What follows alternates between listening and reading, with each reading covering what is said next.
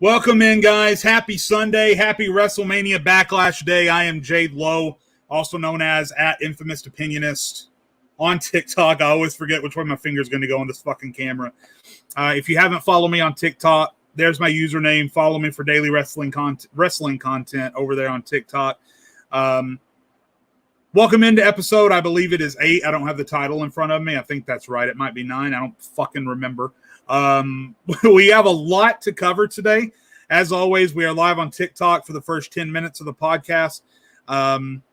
Give a couple of minutes here for some people to flood in because we're a couple of minutes early. We only have 1 or 2 viewers right now.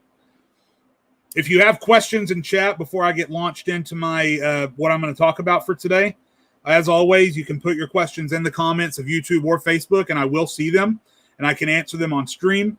Towards the end of the show, I'll put the link to the broadcast room in chat, and for those of you that want to come on camera and ask me a question, you'll be able to do so. So as we wait for some more people to pour in, if you got some questions you want to ask me now that we can answer before I get rolling, now's the time to do it.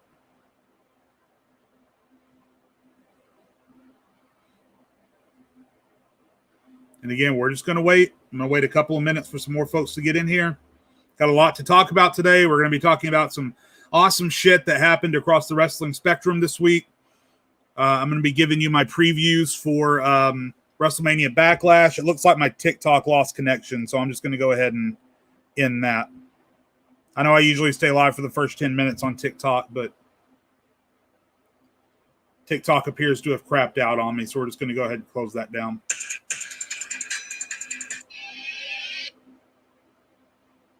So we'll just get rid of that. Any questions? Any questions at all? Anything you want to ask me? Opinions? The only thing I will not talk about is WrestleMania Backlash. Ken Cruz, I am going to cover that as part of my show. So give me just a little bit and we're going to talk about that, okay? Got my word. That's on my list.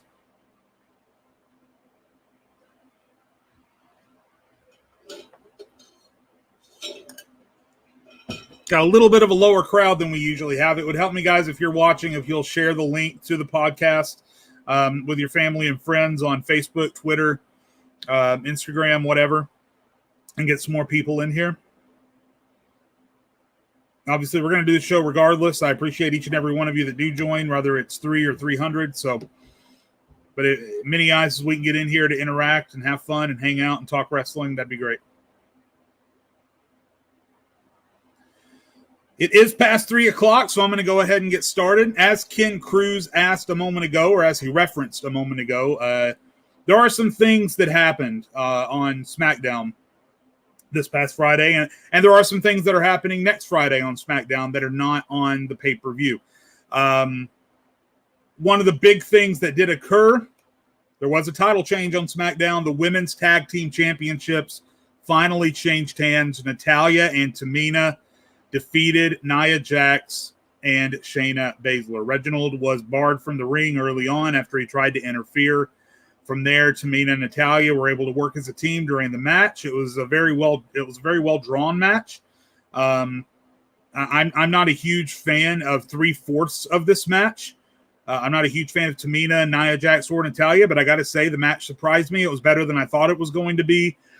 Tamina, that's her first championship win in her WWE career, which is insane. She was very emotional afterwards. She and Natalya gave a very emotional promo immediately afterwards and on Talking Smack. Just an overall really cool moment. And the reason I think that didn't happen on the pay-per-view is just because they didn't have room for it. I mean, we're going to talk about the pay-per-view and do some predictions here in just a minute. The matches they have on the pay-per-view, they have 1, 2, 3, 4, 5, 6 matches already scheduled for the pay-per-view. 2 of those are triple threat matches, so they look to take a very long time. Roman Reigns matches usually last a very long time. He's in the main event. So I think they wanted to give plenty of time for these matches to unfold that are already on the card. So I just think they moved some things around, and that's something that WWE does all the time. Is they will take pay-per-view caliber matches and they will put them on the Raw or SmackDowns immediately surrounding the pay-per-view that's taking place. And that's just to make room for other things that are happening. We'll go ahead and talk about the other big thing that will not be on WrestleMania Backlash, fallout from SmackDown. Next Friday on SmackDown, there will be a fatal four-way match for the Intercontinental Championship. I have no idea what's going on with Sami Zayn's face right here. He's like,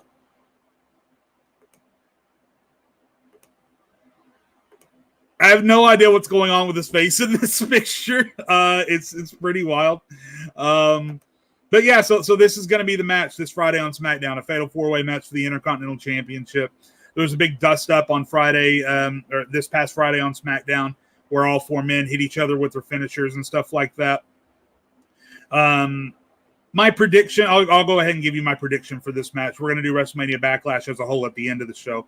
I'll go ahead and give you my prediction for this match.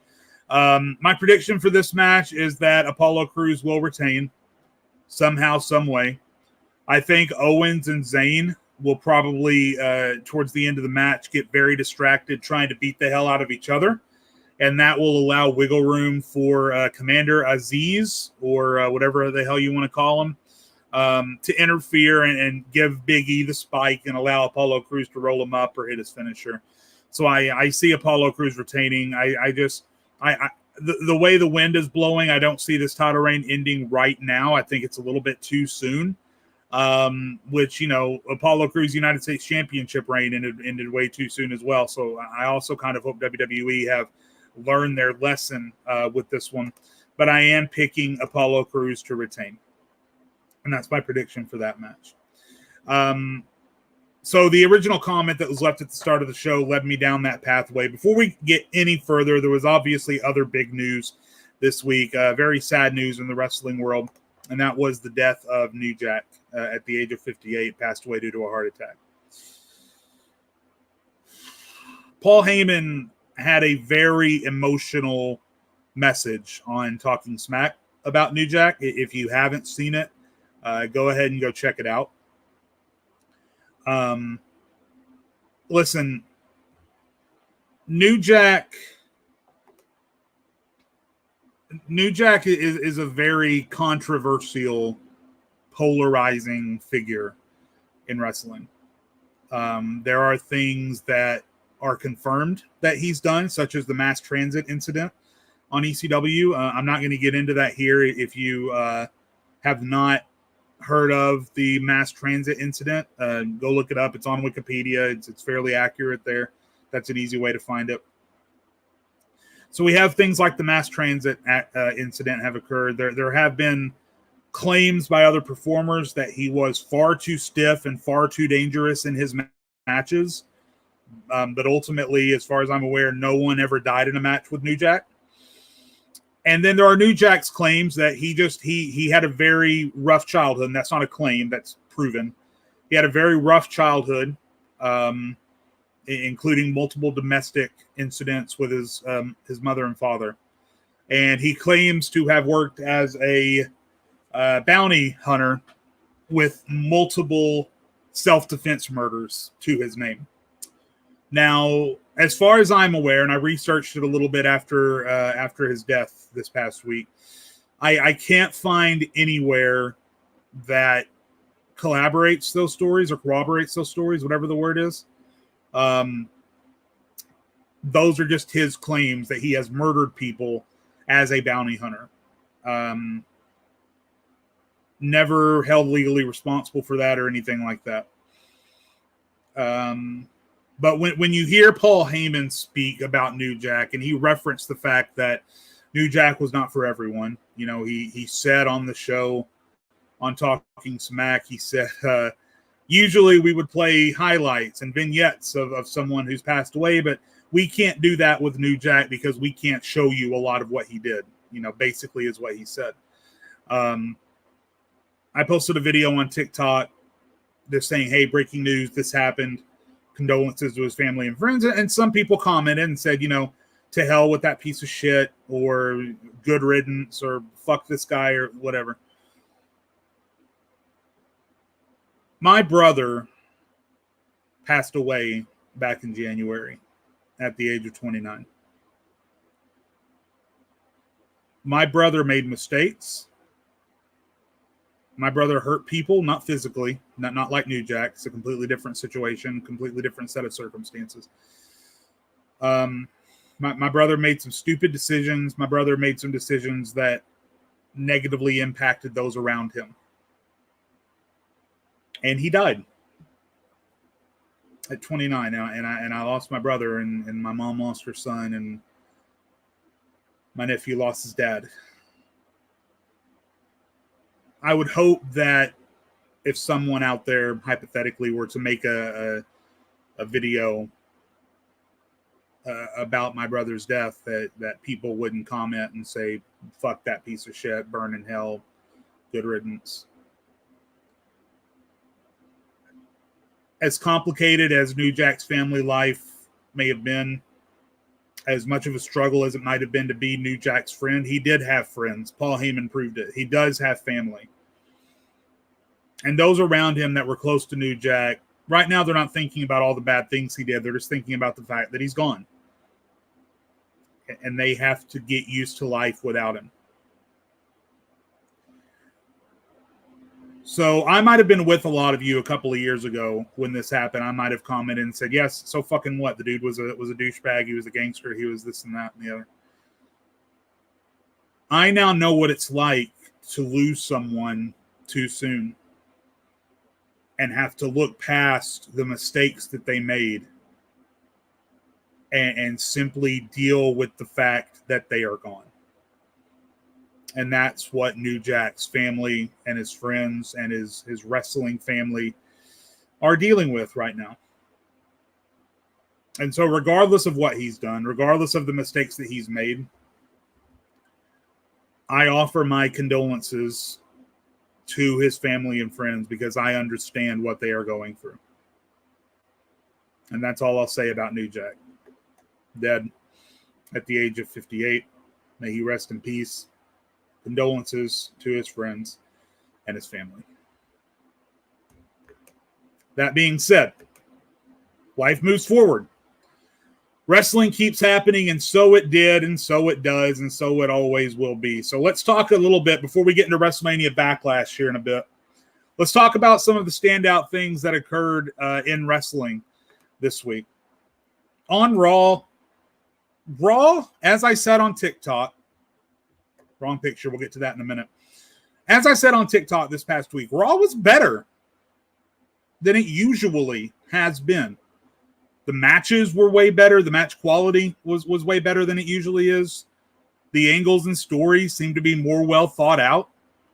Things that happened last week mattered into this past week. The promos weren't bad. The main event segment between the three behemoths got me more excited for Backlash. I want to know what's going to happen next with Alexa Bliss. I want to know what's going to happen next with Adam Pearce and Sonya Deville. I want to see if any tag team is going to be able to stand up to Omos. I want to see if that happens. So Raw, for the first time in a long time, left me wanting more. It left me wondering what's going to happen next. It left me thinking, hey, these are seeds that have been planted that can help me enjoy Raw going forward. Now, again, going back to this picture, the only thing I did not enjoy about Raw was Humberto Carrillo getting injured. Seems like something like this always happens with Humberto Carrillo. Every time he starts to get a push, every time he starts to get a little bit of steam, a little bit of momentum, something happens. The crowd loses energy. Vince loses interest. This time he gets hurt. For those of you that didn't see it, and you can go look it up on YouTube right now if you want to see it, there was a spot where he was going to do a flip powerbomb onto Sheamus from the apron to the floor. There was a botch. Sheamus didn't go out far enough. He landed right on Carrillo's groin area. And you could see Carrillo immediately roll over and call the referees over. And he gave a little bit of a indication that he was done with the match. He wasn't going to be able to continue. They called the match off, and they called Sheamus the winner by referee stoppage. Now, I haven't seen much of an update on Humberto since that occurred, but everything I am seeing is relatively good news that what happened to him did not cause a significant major injury. No word right now on if and when he's going to be able to return, but Humberto seems to be okay. which is great. He came back in great shape. He has more of an edge to him in his character than he used to have, which is great. He's not just this white meat, happy-go-lucky, good-looking baby face. Now he's got a little bit of an edge to him. And I think there's something there. I think there's potential there. I think that we could eventually see Humberto Carrillo be a legitimate threat for the United States Championship at some point. Now, I think Sheamus is going to have a long reign, but let's just all hope that Humberto is able to come back from this injury and do well in the future. Something else that happened this week was NXT, obviously. NXT was a fairly decent show. But the big thing that came out of NXT for me, aside from the new women's tag team champions, Candice LeRae and Indy Hartwell, a lot of feeding into the main event scene for the world championship and all that stuff. Johnny Gargano did typical funny heel Gargano shit. The big thing that came out of NXT for me that really stuck out that I want to talk a little bit more about is Hit Row. Hit Row features, obviously, the leader is Isaiah Swerve Scott. Now, Isaiah Swerve Scott, apparently, I haven't looked this up for myself at all, to be perfectly honest. But I've been told that Isaiah Swerve Scott did some pretty cool shit in Lucha Underground under a different character name, which is awesome. But I haven't been a huge fan of him. Excuse me, I had to get a drink of water. I haven't been a huge fan of Isaiah Swerve Scott since he came into NXT. There's just something about him that didn't grab me. Something about him that when I watched him, I just kind of said, it's okay. He's okay. He's good in the ring. He's decent on the mic, I suppose, but it doesn't grab me. What grabbed me this week was the fact that they were able to introduce 3 pretty much brand new characters. I had no idea who they were or who they were when they came in. And listen, this is one of the big things that AEW does wrong, to me, in my opinion. Something that AEW does wrong, or could be doing better, is that when they bring in somebody new, like All Ego Ethan Page, they just expect me to know who they are. Listen, I'm not able to watch as much indie wrestling as I would like. I don't get to watch Impact every single week. I have a family, I have a child, I have a fiance, I work a job where I work 50 hours a week. I have to make sacrifices sometimes. AEW expects me to know who All Ego Ethan Page is, and I don't. I'm sorry, I don't. He seems to be in great shape. He seems to be a talented performer, and I look forward to seeing what he can do. But right now, I don't give a shit because I don't know who he is. He came in, he had one debut match, and now he's jumped a couple of people with Scorpio Sky. I want to hear him speak. I want to hear what he's all about. I want to hear some backstory. I want to hear some character building. And I haven't. And so I don't care. Going back to NXT, they did this very well with the debut of Hit Row. Top Dollar, Adonis, and then I'm going to be completely honest, the lady whose name I can't remember, but I'm going to go look it up, and I'm going to get familiar because they cut a promo together as a group. They fed into each other. The heat was there. The personality was there. The jokes and the seriousness was there. The look was there. They look like a cohesive faction. And NXT made me walk away saying, I want to see more of Hit Row. I want to come back to NXT next week, and I want to see Hit Row on my TV again.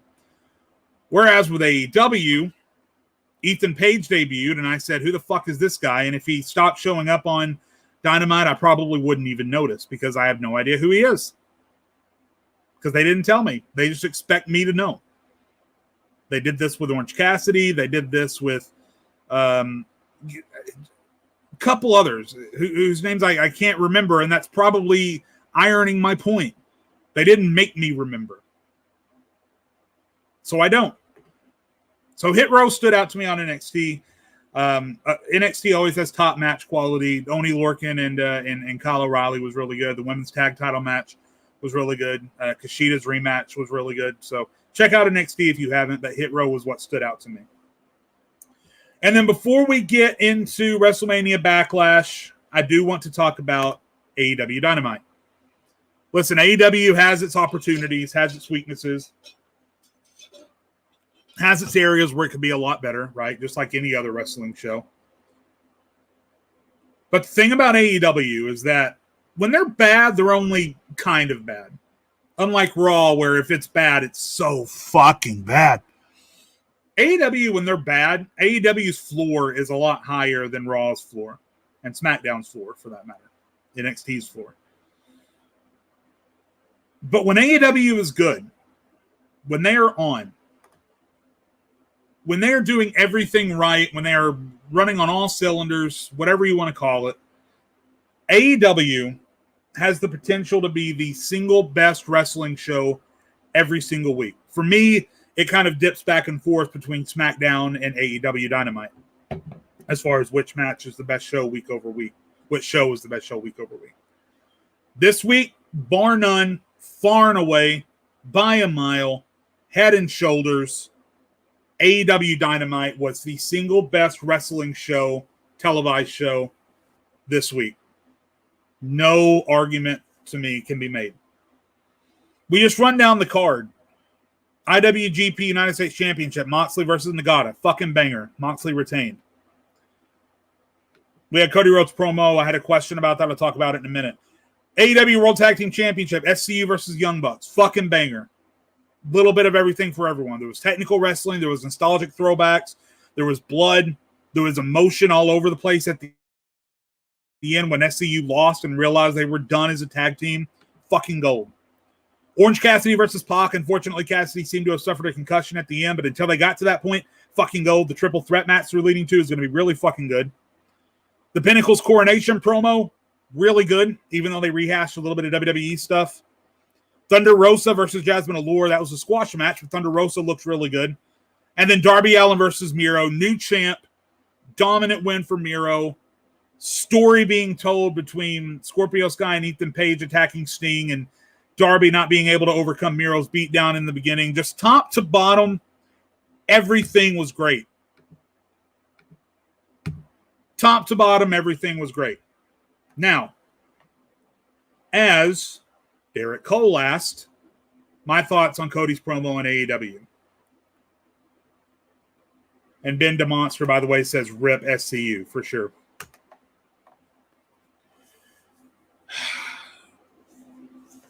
Here's the problem with Cody Rhodes. If this promo were in a bubble, right?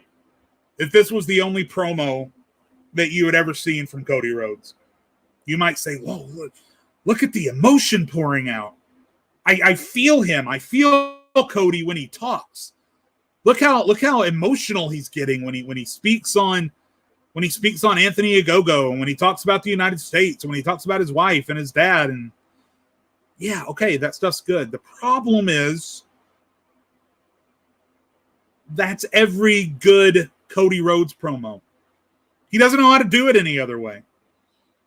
He pulls sympathy points by talking about his dad every fucking time. He cries every fucking time. And now, just for shits and giggles and just for a little cherry on the sundae, now he gets to start a USA chant in the middle of night. Give me a fucking break.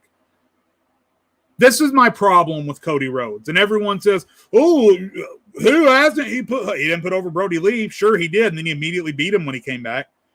Didn't put over Orange Cassidy. Didn't put over anybody until Darby Allin beat him. They started the Factory versus the Nightmare storyline. Every time that you have someone turn major heel, like the Factory did, like QT Marshall did, you have to have a victory to cement that decision. And guess what happened the first time that QT Marshall and Cody Rhodes went one-on-one? Cody Rhodes fucking won. And guess who's going to win in the battle of the UK versus the US at Double or Nothing? Cody Rhodes will fucking win. He doesn't grab you naturally. You don't gravitate to Cody naturally. He always has to be either crying or talking about his dad or talking about his upcoming child or shit talking WWE. If he's doing one of those things, you're going to gravitate towards him. If he's not, you don't. And he knows that. I gravitate towards Jon Moxley no matter what he's talking about. I gravitate towards Seth Rollins no matter what he's talking about. I gravitate towards Daniel Bryan no matter what he's talking about. Roman Reigns. Sammy Guevara, Chris Jericho. The list goes on.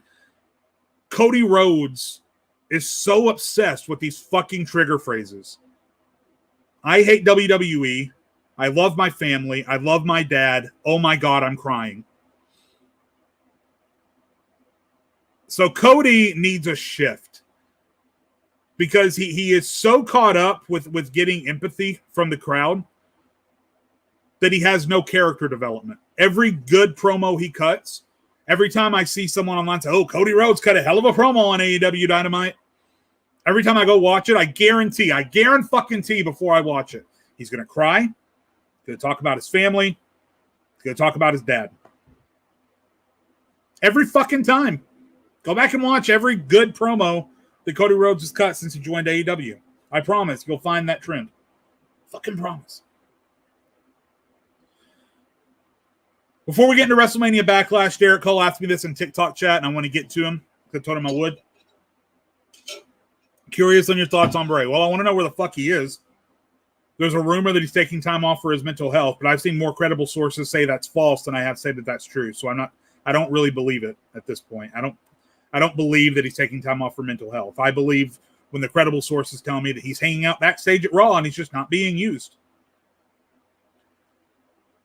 I love the Fiend character. I'm a huge supporter of Bray Wyatt. I'm a huge proponent that Bray Wyatt should be at the top of the company at all times just based on his creativity alone and his ability to sell his character alone. For those of you that haven't watched Chris Jericho on the Broken Skull sessions, first of all, I highly recommend it. I just watched it last night for the first time myself. Chris Jericho has a long diatribe and a long part of his interview where he talks about how it doesn't matter what your character is. You have to sell it. You have to give yourself 100% over to the character that you're playing, because if you don't, people are going to see right through it. And Bray does that. Bray personifies that idea to a fucking T. No matter what he's asked to do, no matter what he comes up with, no matter what character he's playing, he throws himself into it 110 fucking percent. And Bray Wyatt has always been like that. And Bray Wyatt will continue to always be like that. I think the problem comes when they brought him back after the whole Randy Orton set him on fire thing. They didn't make enough changes.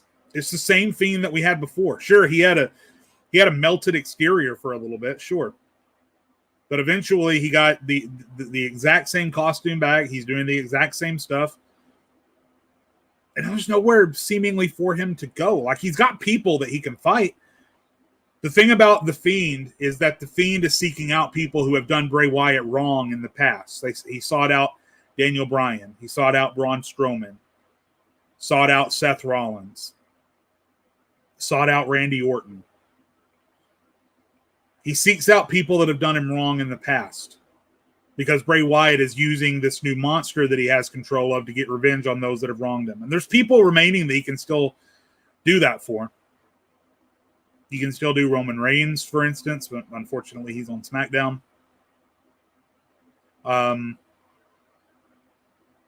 AJ Styles is an option, but AJ is wrapped up in the Raw champ because Bray pinned AJ for the title.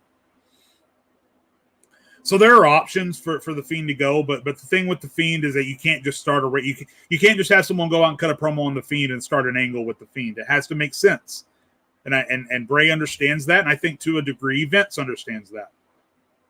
So they just have to find the right thing to do with the Fiend. You can't just throw him in. Derek asked me, could he maybe go to NXT? I think it could be fresh for him, but I don't think that the Fiend is meant for small stage stuff. The Fiend is meant for large scale, big stage things, which is why he's more suited for Raw and SmackDown. So I love Bray Wyatt. I love the Fiend. I just think maybe they are trying to find the right thing for him. MLQ, I'm doing very well, sir. Lord Mannix, what's up, man? I'm doing well. How are you? All right, guys. Well, the title of the episode is WrestleMania Backlash Preview, and we've talked about everything but WrestleMania Backlash. Let's go ahead and get to it. There are 6 matches currently announced for the WrestleMania Backlash card. I'm sure they'll throw a random match onto the pre-show that I'm not ready for and can't talk about, so forgive me. But I'm going to talk about every match that's been announced so far, starting with what I presume will be the bottom of the card and working my way to the top. Damien Priest versus The Miz. Damien Priest will get this victory. Damien Priest needs to get this victory. Doesn't make any sense for The Miz to win here. I think the more and that's my prediction, by the way, is that Damien Priest will win. He'll get the visual pinfall or the visual submission over The Miz, probably a pinfall. I think the bigger question comes in with, where does John Morrison play in? They've been planting seeds ever since The Miz won the Money in the Bank briefcase back before Mania. They've been planting seeds that Morrison and The Miz are experiencing a rift. And I think that it's interesting because I feel like they are playing this the exact opposite of what they played it the last time they were a tag team. I think last time they were a tag team, John Morrison was this heralded wrestler, and it looked like The Miz might have been holding him back. And then they had a swerve, and The Miz turned on Morrison. Well, this time I think Morrison is the one that is actively holding The Miz back, and I think we'll get a swerve, and Morrison will turn on The Miz. The Miz was a heel at the end of his turn. I think Morrison will be a babyface at the end of his turn. So I think that Morrison will have something to do with this match, whether it's purposeful or accidental. Either Morrison will realize, hey, The Miz has cost me matches each of the last 2 weeks, and I'm going to cost him a match, or Morrison will accidentally cost The Miz the match, and then The Miz will hit him with sweet chin music. The fuck am I thinking? Skull crushing finale. How would that look if The Miz gave fucking John Morrison sweet chin music? Anyway, my prediction is that Damien Priest will win, and my more specific prediction is that we will see John Morrison play a role. Next, we have the SmackDown Tag Team Championships, the Dirty Dogs, and Miz and Robert Roode. God damn, what is wrong with me today? Dolph Ziggler and Robert Roode versus the Mysterios, Rhea and Dominic. The Dirty Dogs are one of my favorite things happening in WWE right now. Raw, SmackDown, NXT. Really put AEW in there as well. Just in televised wrestling, Ziggler and Roode are such a throwback to old school tag teams. The way they operate in the ring, the way they act. Just look at their fucking faces in this picture. Fucking old school, down and dirty dogs. Dolph Ziggler and Robert Roode. Obviously it helps that for me, Dolph Ziggler is my favorite wrestler of all time. So I would like to see this title reign continue for a very long time and to see them be dominant, but I think that it's time. I think it's time we pull the trigger. We've been teasing enough that the Mysterios are going to be that big first, the big first father-son tag team champions in WWE history. They failed 2 times now. If you fail a 3rd time, you really can't bring them back. You really can't. You can't have the Mysterios fail 3 times and then get another fucking rematch. That would look silly as shit. So I am predicting that the Mysterios will become the first father-son SmackDown Tag Team Champions. I think we'll get a rematch between the 2 teams, maybe at the next pay-per-view, and then I think after that we might even see the Usos step in and take the titles off of the Mysterios at some point. One of the big questions that people always ask me is Dominic going to turn on his dad? Is Dominic going to turn heel? I don't know. I don't know if that would work. I don't know if Dominic could be a heel. I think if he's going to be a heel, he would need to be in a situation where he's following someone around learning the ropes, like a Seth Rollins or a Roman Reigns or something like that. He needs to be with someone to learn how to be a heel. I don't think he can just operate. I don't think it's believable. It's not believable that Dominic would just decide that he hates his dad all of a sudden for no fucking reason. Now, if they want to win the titles and then Mysterio maybe starts showing some signs of slowing down and maybe Mysterio takes the pin in the tag team title match and then his son blames his dad, okay, we could probably do that, but that's going to be down the line a little bit. I certainly don't think it's happening immediately. So my prediction is that Rhea and Dominic will become the SmackDown Tag Team Champions. Continuing down the card, let's talk about the women's championship matches. Let's start with Raw, just because that's the one I'm least in. Between the two women's tag team title matches, it's the one I'm least interested in. The new Raw Women's Champion, Rhea Ripley, defends against Charlotte and Asuka. There is always a possibility in every championship match that Charlotte Flair is in that Charlotte will win. There's just no way around that. They could be planning all the way up until the match to have either Asuka or Rhea Ripley win. And then Vince could just suddenly fucking remember, wait a minute, that's Charlotte Flair. Why isn't she winning? And then they could put Charlotte over. That being said, I don't think it makes much sense for Asuka to win the title right back in this way of doing it. So I as much as I love Asuka, she's also one of my top 10 favorites of all time. I think it's really down between Rhea and Charlotte in my eyes. I just can't see Charlotte getting the one up on Ripley again. I can't see it. I can't see Charlotte beating Ripley again. For the second time in 2 years, for the second time in 2 matches. I can't fucking see Charlotte beating Ripley again. So I'm predicting that Ripley will retain. That's my official prediction. The big rumor going on about this match is that we could see Alexa Bliss interfere or have some sort of impact on the match itself. They sort of hinted on Raw that maybe it was Shayna Baszler that Alexa Bliss was after. I don't see that happening. I can't see Shayna Baszler, who's such a straight fucking character, like no nonsense, like Stone Cold type shit. I can't see the Shayna Baszler character working well as a foil for Alexa Bliss with the current story. I could see Asuka doing it. I could see Charlotte doing it. I can't see Rhea or Shayna Baszler doing it. So what I think we may see is we may see Charlotte in a position to get the visual win over Ripley when she's about to apply the figure 8 leg lock. And then Alexa Bliss's face pops up on all the Trons and shit, and Charlotte gets scared and like gets distracted.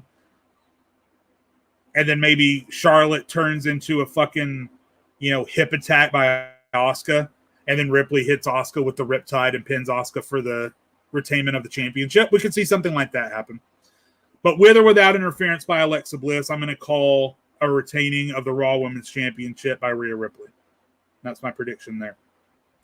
Moving on to the SmackDown Women's Championship. Again, just like Rhea, guys, it helps, first of all, that Bianca Belair is one of my current favorites on any roster. But additionally, I can't see this happening. It's too soon. But I think one thing that they've telegraphed that not a lot of people have seen, we had Sasha Banks did a backstage interview on the SmackDown after WrestleMania. She was asked how she felt about losing to Bianca Belair, and she just walked away. She left. She didn't do the interview. And Sasha Banks hasn't been seen since. Sasha Banks has not been on our TV screens since the SmackDown after Mania. And so, I think we could be in a position where Bianca Belair is about to get the visual pin over Bayley.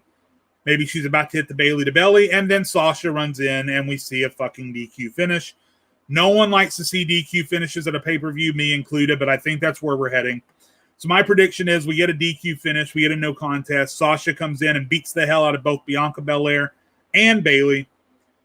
We get Michael Cole's boss time, and then the match ends. So Bianca Belair retains the SmackDown Women's Championship by DQ.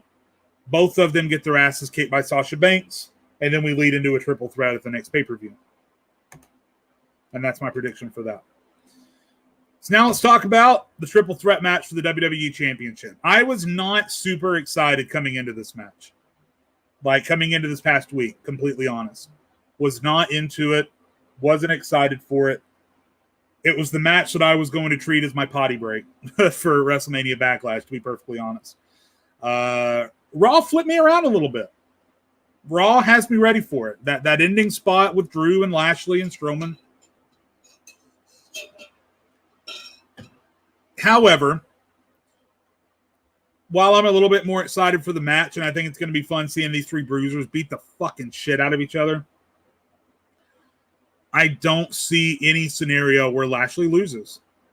I don't think they're going to put the strap back on McIntyre. I don't think they're going to put the strap on Braun. I think Bobby is the man right now. Much like Drew was the man for much of 2020, I think Bobby is the man for much of 2021. So I think we could see a scenario where Bobby is thrown out of the match at some point, thrown over the top rope, maybe Claymore kicked and rolls out of the ring. Then we see Braun and Drew beat the shit out of each other for about 5 minutes. And then we see a situation where Drew's in the corner and, you know, he's about to do the Claymore kick. 3, 2, 1. And then Lashley comes in and spears Braun Strowman. McIntyre goes for the Claymore kick, misses. Lashley gets him up in the fucking full Nelson, and Drew McIntyre passes out, and then we see her retain the WWE Championship. Something like that's going to play out, I think. Ultimately, my prediction is that big bad Bobo Lashley will retain the WWE Championship. And finally, in what is presumably going to be the main event, because it's fucking Roman Reigns, the Universal Championship will be on the line as the head of the table, the tribal chief, Roman Reigns, defends the Universal Championship against Cesaro. So somebody asked me in TikTok chat, do I want to see Cesaro win the Universal Championship? And I would answer that question with another question. Is the sky blue? The grass green? Do we breathe oxygen? Yes, I would very much like to see the Swiss Superman swing his way into a Universal Championship victory. Almost more than anything, I would love to see Cesaro win the Universal Championship at WrestleMania Backlash. Is it going to happen? What do you guys think? If Kevin Owens wasn't able to do it after 3 tries, if Daniel Bryan wasn't able to do it after 3 tries, what makes you believe that Cesaro can do it? Now, WWE, to their credit, through the booking, story-wise, has given you a very good idea that Cesaro can win this match. He has now thwarted the entirety of the bloodline, both Usos and Roman Reigns. He has thwarted all 3 of them 2 weeks in a row. He has dominated Roman Reigns and both his cousins 2 weeks in a row. Cesaro looks like the fucking man right now. Physically, he looks better than he's ever looked. Booking-wise, he looks better than he's ever looked. His promos are better than they've ever sounded. Cesaro looks like the fucking man right now. And there's probably going to be a moment in this match where Roman is dominating and then Cesaro ends up hitting the Gotch neutralizer. And they're going to swing the camera around to where I can't see whether or not Roman Reigns' eyes are open. By the way, if you don't know, if you're ever trying to figure out is someone going to kick out, just look at the person being pinned. Are their eyes open or closed? If their eyes are closed, they're probably taking the pin. If their eyes are open, they're probably kicking out. I'm sorry to spoil that for anybody, but if it's a moment where Cesaro hits his finisher late in the match and Roman is laying in a position where I can't see his eyes and he gets a really close 3 count, I'm probably going to pop, and it's probably going to get me. That's how well he's been booked. Booking-wise, they've made it look like Cesaro can win. But in the deepest reaches of my fucking soul, I know, just like all of you know, Cesaro is not taking the Universal Championship.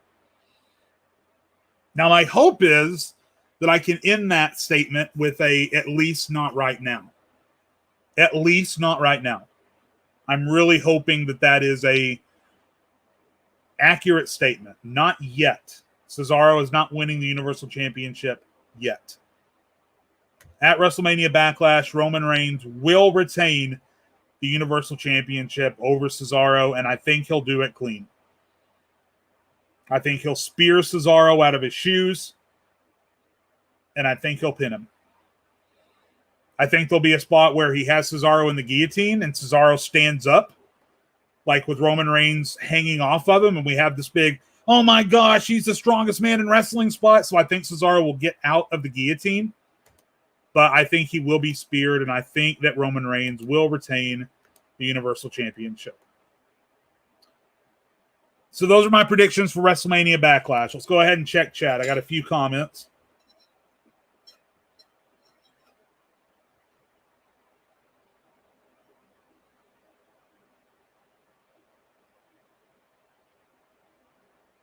All right. MLQ says the Fiend and Aleister Black would make sense. And by the way, as I'm running through these comments, just like last week, I'm going to put the link to the broadcast room in the comments. If you want to come on stream for a moment and ask me a question and have a brief chat. Go ahead and click that link, have your mic and or camera ready, and I'll bring you on stream for a couple of minutes for you to ask me a live question. Evil God says, what's up? What's up, man? How are you? MLQ says, who's Johnny Morrison? It's Johnny. He really has. He's been selling the fuck out of that Johnny Drip Drip name, hasn't he? For fucking sure.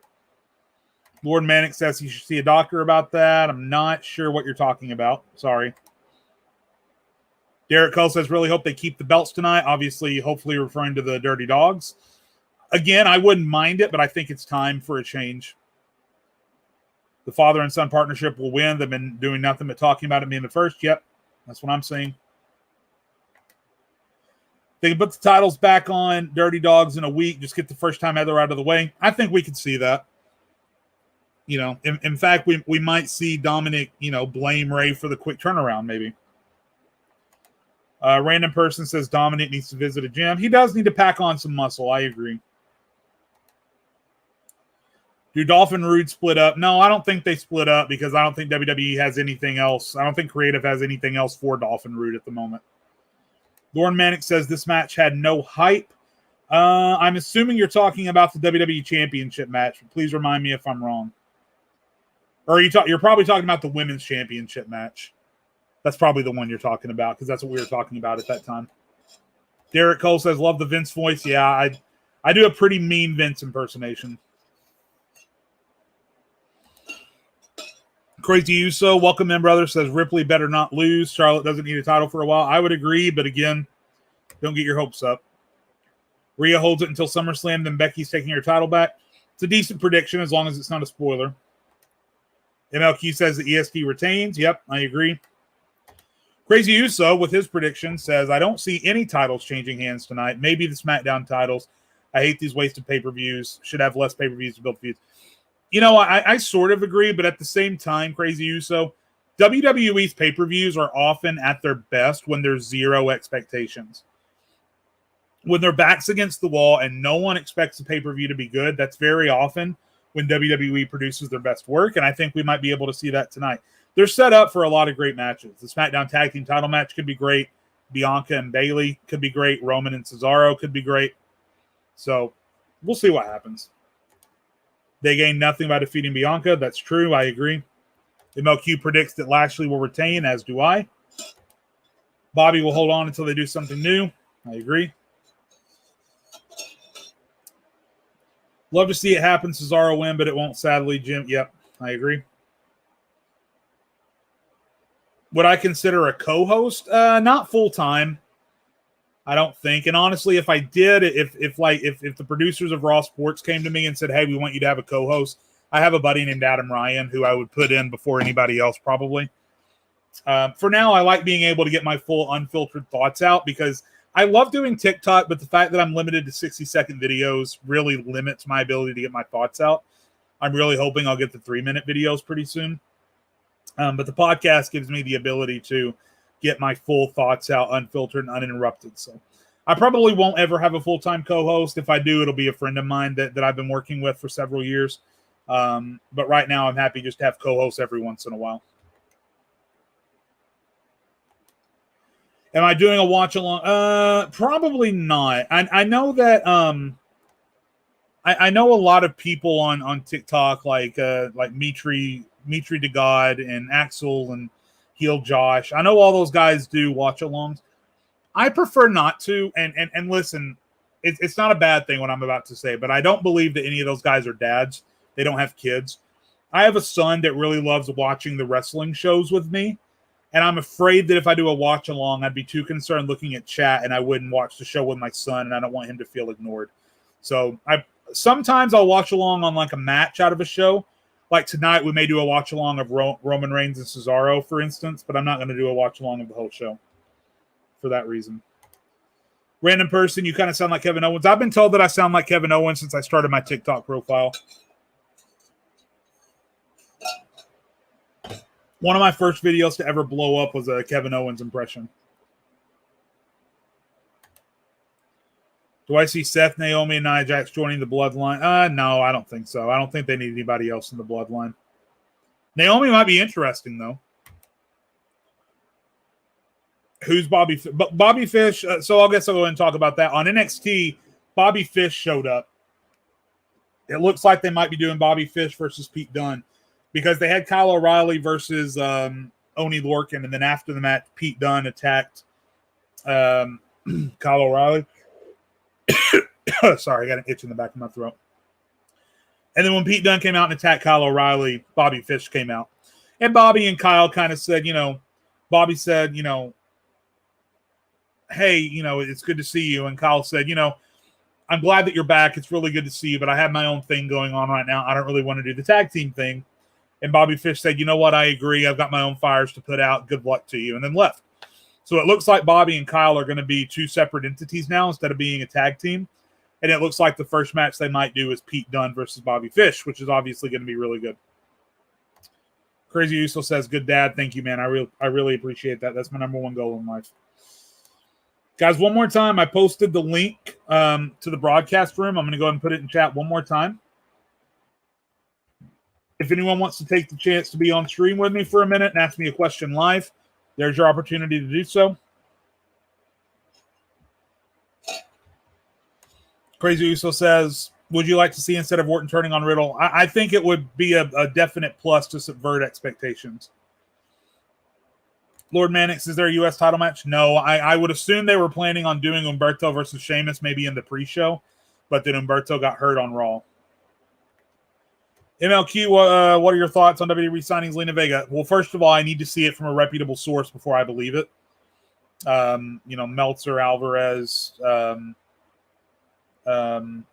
just a reputable source. Ryan Satin, WWE official. So I'm not going to comment on it until I see it be like officially official.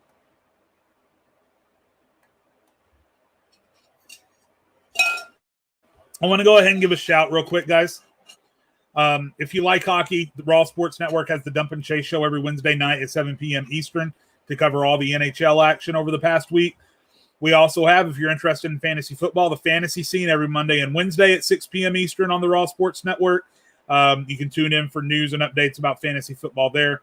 And then obviously Wrestling with My Thoughts every Sunday at 4 p.m. Eastern, 3 p.m. Central live on the Raw Sports Network and also live on my personal Facebook and YouTube pages. Wanted to get that out there. RJ Miller says, when do you think Baszler's going to be a singles competition? Hopefully fairly soon now that Nia and Shayna had finally lost the belts.